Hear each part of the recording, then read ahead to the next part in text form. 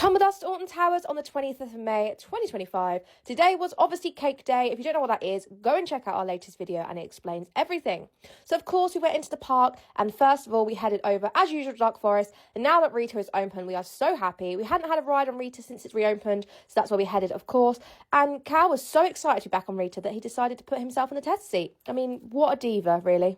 After we did Rita, which was a walk-on, we went over and did 13, again a walk-on, and Cal then decided to summon over this duck. He tried the little pss method and then actually tried to get it over with his fingers. We then headed over and rode the Smiler, which was a 10-minute wait. Honestly, the queues were so short, and then went over and did Oblivion, which was a walk-on, followed by Smiler again at 10 minutes.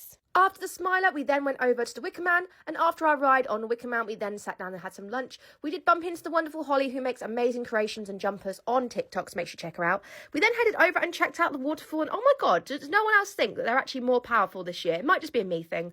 We then headed over and rode the Coastertok Manor, and honestly, there was no queue as per usual, literally just a walk-on. They were actually waiting for people to fill it, and this is where that really strange experience happened. That was like a guest in the corridor making us jump doing a backbend, but yeah, that was eventful. And then after that, we headed over to Forbidden Valley, past Nemesis Subterra, we all know my hatred for that, and we went down towards Galactica. The queue for Galactica was really short and didn't start until the vending machines. Unfortunately, Galactica did go down for about 15-20 minutes, but it was back up and running and we managed to get our ride on it.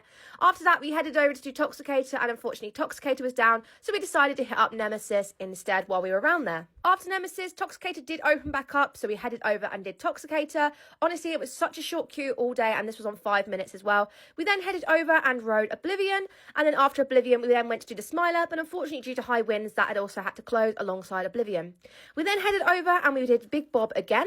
And we got just before the pre-show, and unfortunately, Big Bob did cease operation. We did manage our ride and then headed over and got the Sky Ride. There's Diva Cow being the ultimate diva that Cow is. And then after we got on the Sky Ride, we headed over to do Nemesis, but Nemesis was closed because they were taking one of the trains off, unfortunately. It was closed for about 15 minutes while they did this, and Sneaky Cow then snuck off to do Toxicator. I had a bit of a headache at this point, so I didn't mind, and that was a 5-minute wait. Nemesis had reopened again. It said 15, but it was actually a bit longer because they were operating on one train, and it was a little bit of an interesting choice. But after we did Nemesis, it was basically the end of the day, so we did 2 rides on Toxicator to finish up the day, and then we headed out through the Galactica exit. Thank you so much, guys, for all the support as usual, for all the likes, shares, comments, everyone who joined our live. We're back at Alton Towers next Sunday. Thank you so much, and stay iconic.